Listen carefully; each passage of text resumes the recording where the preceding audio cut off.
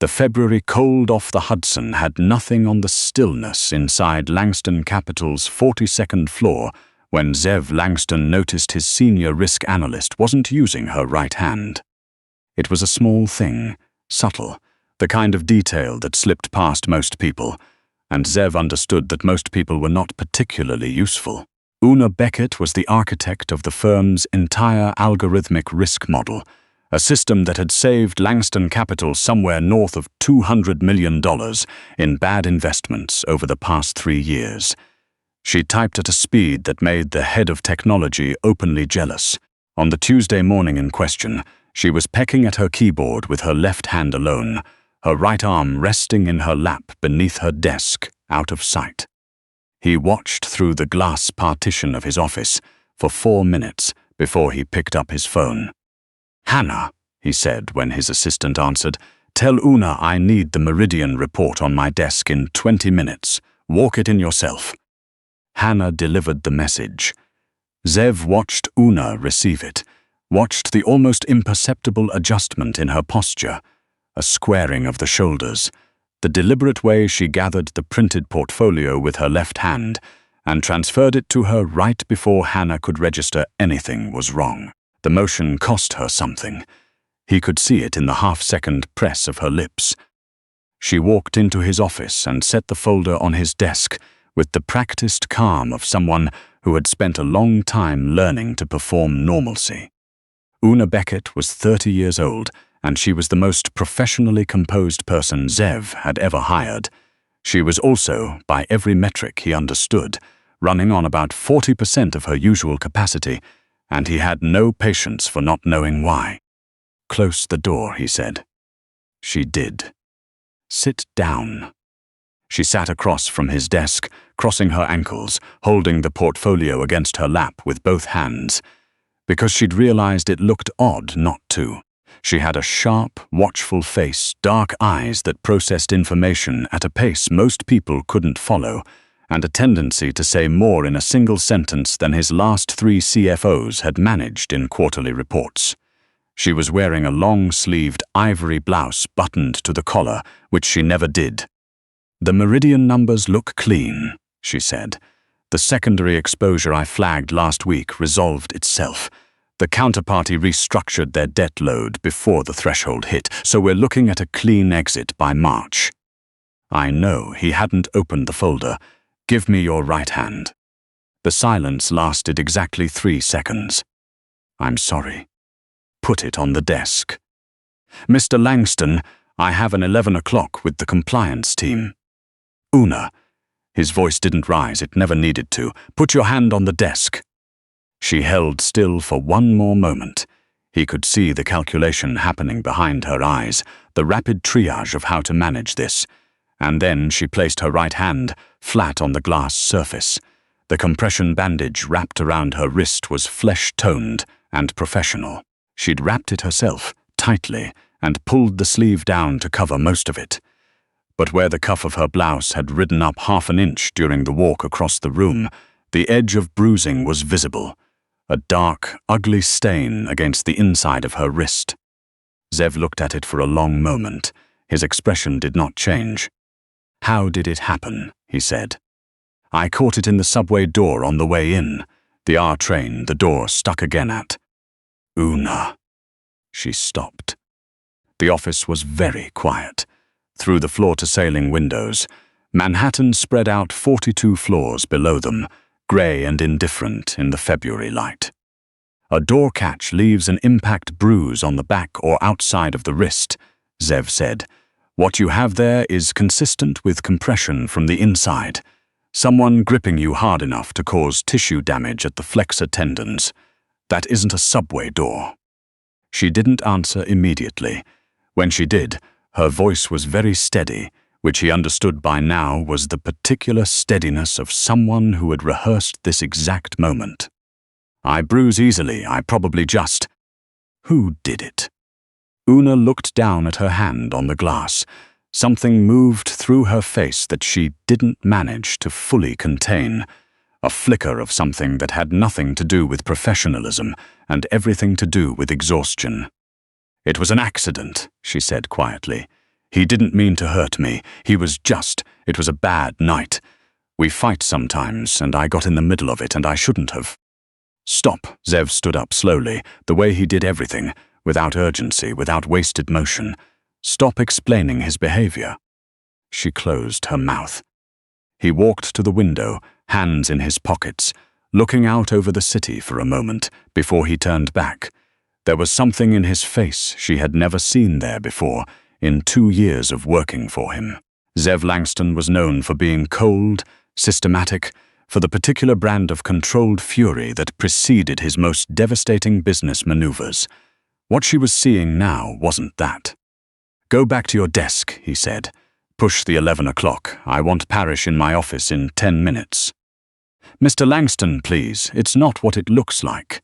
Brody is under a lot of pressure right now, and if you get involved—" "Parrish," he repeated, 10 minutes. She left. Zev stood at the window for another 30 seconds after the door clicked shut, then picked up his phone. By 6 in the evening, the floor had emptied. The cleaning crew moved through the outer offices, and the city's lights were beginning to assert themselves against the darkening sky. Oona was still at her desk, because she was always the last to leave, and because she was dreading going home. Brody Fenwick had texted her twice since noon. The first message asked whether she'd picked up his dry cleaning. The second called her a selfish, thoughtless woman for forgetting it. She had not responded to either. The intercom on her desk crackled softly. "Oona, come in." She straightened her blouse, gathered nothing, and walked into Zev's office. He had moved to the smaller table at the side of the room, the round one he used for private meetings, not the imposing desk that dominated the center. Spread across it was dinner from a restaurant she recognized. Gramercy Tavern, pan-seared halibut, braised short ribs, a dish of roasted vegetables, so glossy they looked like something from a painting. Fresh bread in a small linen-lined basket. "Sit down," Zev said. "I need to get home. Brody Fenwick is not at your apartment." The air in the room shifted. "What?" Zev pulled out a chair for her, the gesture so matter-of-fact it almost didn't register as anything. "Sit down and eat. I'll explain." She sat. She didn't touch the food immediately. She was used to calculating whether she should eat, how much, what comments were coming. Brody had been monitoring her meals for the better part of 2 years, with the particular precision of someone who understood that control over food was control over everything. He called her portions indulgent. He called her appetites excessive. He told her she needed to lose weight before they could take engagement photos that wouldn't embarrass him at his company's annual dinner. Zev watched her not eat. His gaze was direct, but there was no judgment in it. None of the ambient assessment she was accustomed to receiving in rooms like this one, rooms that had been designed for people who looked nothing like her. "You haven't eaten since this morning," he said. It wasn't a question. "I had coffee." "Eat, Oona." Something in his tone, not commanding exactly, but certain in a way that had no edge of criticism in it, made her reach for the bread. She took one bite, then another. The flavor was extraordinary, properly salted and properly warm, and it loosened something in her chest that had been clenched since approximately 2 in the morning, when she had sat on the bathroom floor holding a bag of ice against her wrist and trying to make herself stop crying before Brody heard her. "He monitors what I eat," she said without meaning to. She set the bread down. He said that if I don't lose 50 pounds before the wedding, I'll ruin the photos." Zev was quiet for a moment. "And what do you think?" She looked up at him, startled by the question. "I think," she stopped. "I've been thinking it long enough that it stopped feeling like his opinion and started feeling like mine." Zev leaned forward slightly. "You built a risk model that outperforms every comparable system in the industry. You identified the Meridian problem 6 weeks before it appeared in any external report. You have one of the sharpest analytical minds I've worked with in 20 years. His voice didn't soften exactly. It wasn't sentimental, but there was a weight to it she hadn't heard directed at her before. Whatever Brody Fenwick told you about what you deserve to take up, it's wrong. Eat the dinner. The first tear caught her completely off guard. She pressed her fingers against the corner of her eye before it could go anywhere and reached for the short ribs instead. They ate mostly in silence, and it was the most comfortable silence she'd experienced in longer than she could easily remember. At some point, Zev made a dry, understated comment about the firm's most litigious client, and she laughed. A real one surprised out of her, and the sound of it in the quiet room felt strange and good at the same time. She reached for her water glass, and her right wrist struck the table's edge. The pain was immediate and white. She pulled her arm to her chest with a sharp intake of breath, curling forward around the hurt. Zev was out of his chair before she could tell him it was fine. He crouched beside her without asking permission. His hands moved to her arm with a deliberateness that was somehow also very gentle, the controlled precision of a man who understood exactly what he was doing. He turned her wrist carefully, pulled her sleeve back, and unspooled the compression bandage in 3 slow unwraps. What was underneath stopped him. The bruising covered the full circumference of her wrist and spread up along the inside of her forearm. It was the particular deep purple of an injury pushed past the surface into the tissue beneath, still swollen, the skin beginning to yellow at the outer edges where it was oldest. The center was an angry dark that told him everything he needed to know about how hard she had been grabbed and how long she had been held. His hands went still. She watched his jaw tighten once, a brief and barely visible tension, and then his face smoothed over into the particular blankness that, if she had known him better, she would have recognized as the most dangerous thing his expression could do. "He held you down," Zev said. "He was drinking, he gets." "Oona," he looked up at her directly, his grey eyes level and steady. "I'm not asking you to defend him, I'm asking you to hear me." A pause. "He held you down." She breathed, "Yes." "This is not the first time." She breathed again, "No." "Then why," he said, not unkindly, "were you going to marry him?" She had asked herself the same question at 2 a.m, on bathroom floors, during the drive to work with her wrist held against her side. The answer was the one she had trouble saying aloud, because it required admitting how far down she'd let herself be ground. Because he had arrived when her self-worth was already low, and he had made himself load-bearing before she realized he was dismantling the structure around him. Because leaving felt like admitting a catastrophic error in a life where she prided herself on not making catastrophic errors. Because he had told her, so many times, that no one else would want her, and some part of her had started to believe it. She said none of this out loud. Zev seemed to understand.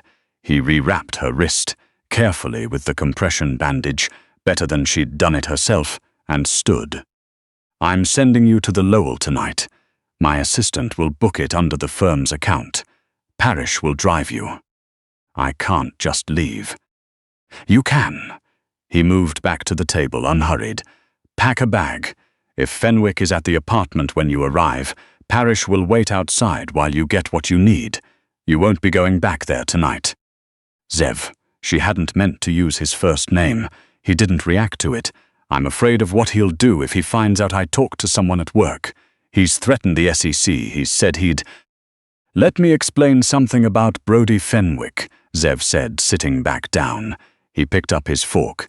"He has $17,000 in outstanding debt to a private lender connected to a sports betting syndicate operating out of Queens. He has not filed accurate taxes in 3 years. He also believes incorrectly that threatening people associated with my firm is a threat that costs him nothing." He looked at her evenly. "He will not be going to anyone." Oona stared at him. "Go with Parrish," Zev said.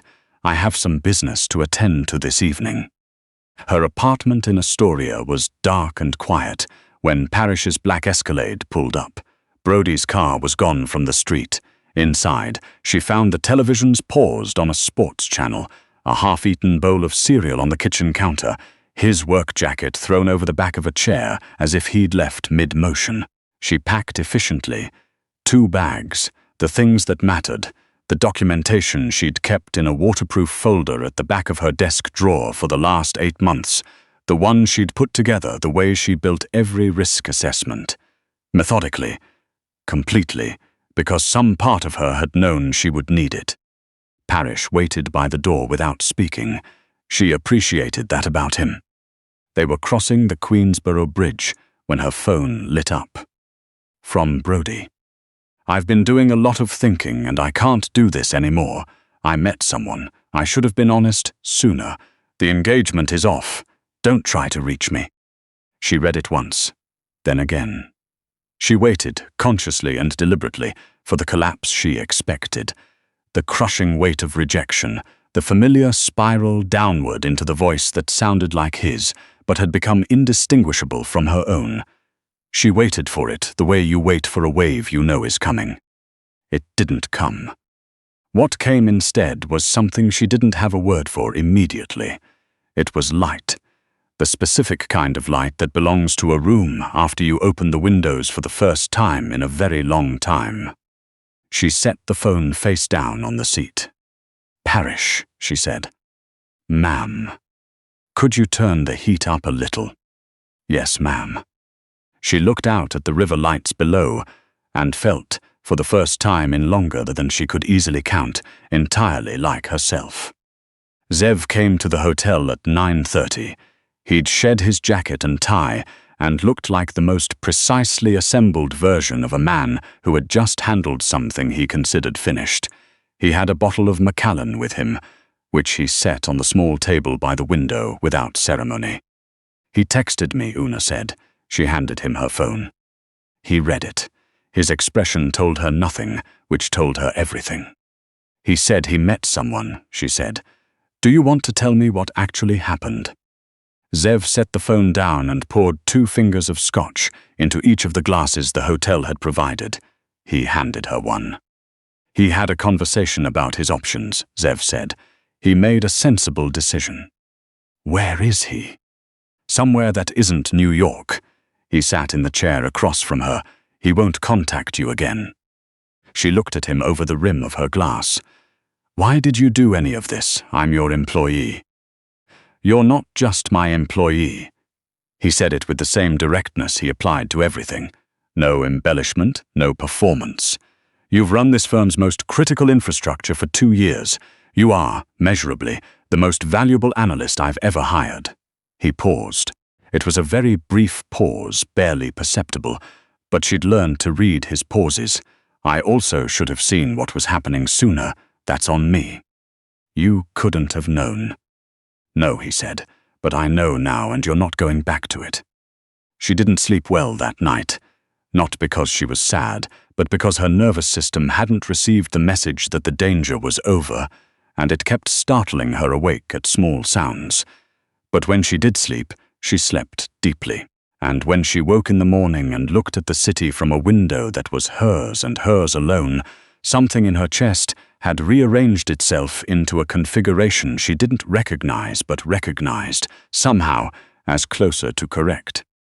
6 months is a long time to become a different version of yourself, and Oona Beckett did not waste a single day of it.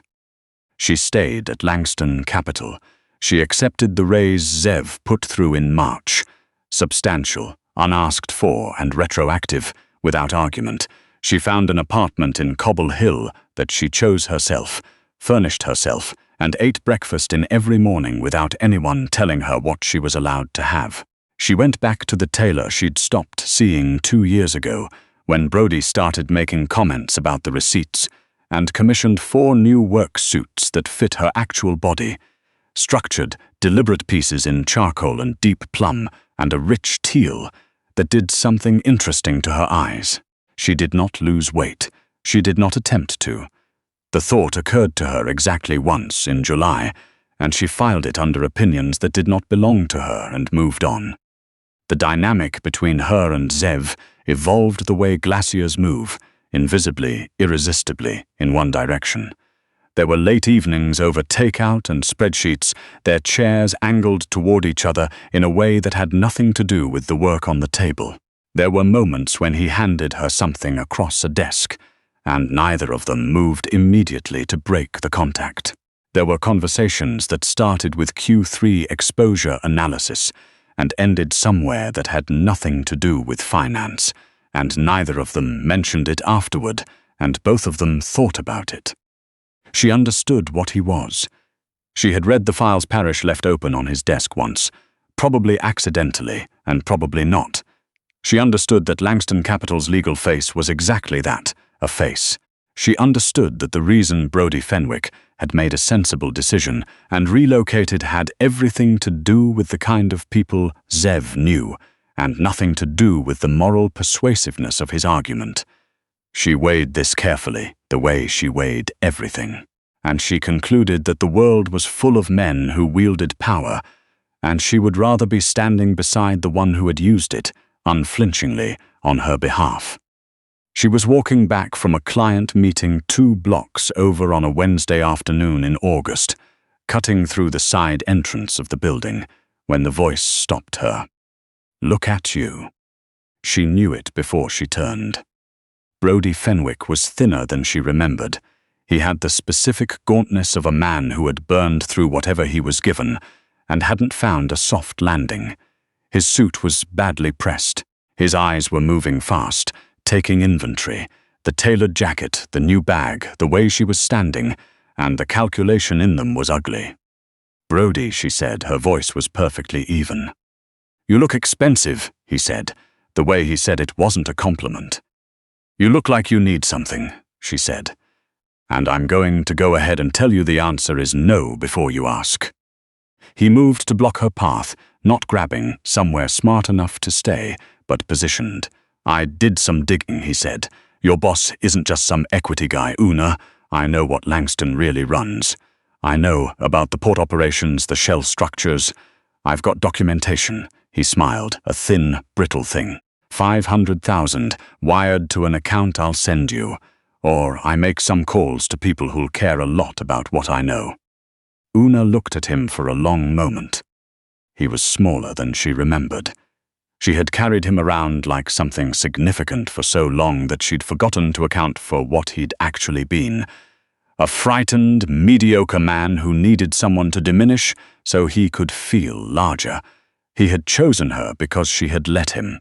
She had let him because she'd been tired and isolated, and he had arrived when she was at her lowest and made himself appear necessary. She was not tired now, she was not isolated, and he was very, very far from necessary. "You told me I took up too much space," she said. "You told me I was excessive, too much in every possible direction." She held his gaze. "But I've been thinking about it, Brodie, and I think the truth is simpler than that. I think you were just too small for the room I was already in." He opened his mouth. Behind him, the lobby doors swung open. Zev walked in, dark suit, no tie, the particular unhurried composure of a man who had known where he was going before he left the building. Behind him, Parrish. Beside Parrish, someone she didn't recognize, wearing the specific expression of a person who had heard everything from the street. Brodie's face did something complicated, and then went very still. "Mr. Fenwick," Zev said. He stopped a few feet away. He did not raise his voice. He did not need to. The lobby seemed to contract around the sound of it. "We've already discussed what happens when you come back to New York. I have documentation.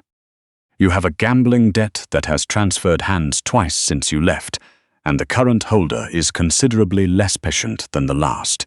You have a fraud charge pending in Nevada that my attorneys are aware of, and you are not." Zev paused. "You have approximately 30 seconds to decide whether to walk out of this building on your own." He let that settle. "Or not." Brodie looked at Oona. Some remnant of the old dynamic passed across his face. The practiced appeal to her compassion, her guilt, her sense that she owed him something. She felt nothing, not anger, not grief, just the clear, clean distance of a woman who had settled her accounts. "I'm going to go prep the Whitfield summary," she told Zev. The 8 a.m. needs a revised risk breakdown. She looked at Brody one last time, not unkindly, not warmly, just clearly the way she looked at any variable she had already accounted for and moved past. Goodbye, Brody. She walked to the elevator and pressed the button for 42. Behind her, she heard Parrish's voice, very low. She heard the sound of Brody Fenwick making a different and considerably wiser decision than the one he'd walked in with. The elevator arrived. She stepped in. A hand caught the door before it could close. Zev stepped in beside her. His hand found the control panel, 42, and then the hold button, and the elevator stopped between floors with a soft mechanical lurch. Neither of them moved for a moment. "The Whitfield brief isn't due until Friday," he said. "I know. You made that up." "Yes." He turned to look at her. In the small, particular privacy of the stopped elevator, the thing that had been moving between them for 6 months arrived without any remaining hesitation. "Oona," he said. "I know," she said. He crossed the distance and his hands came up to frame her face, and the kiss was not tentative. It had 6 months of careful restraint behind it, deliberate and absolute, and she rose to meet it and put her hands in his lapels and held on. He pulled her closer with a reverence that made no apology for itself, and she felt something in her chest finally, fully exhale. When they broke apart, his forehead came down to rest against hers, both of them breathing carefully. "I should have said something sooner," he said. "You said the right things," she told him, "when it mattered." He kissed her again, briefer and quieter, and then released the hold button. The elevator resumed its climb. Through the seam of the doors, 42 floors above the city, the office was waiting, the risk models, the client portfolios, the whole intricate architecture of the work she had built inside a life she was still, each day, more completely choosing as her own. She stood beside him as the numbers climbed. Her wrist had healed in March. Her apartment in Cobble Hill had morning light that came in from the east and hit the kitchen table at an angle she'd learned to plan her whole morning around. She was 30 years old.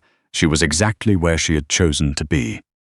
The doors opened, and she walked through first.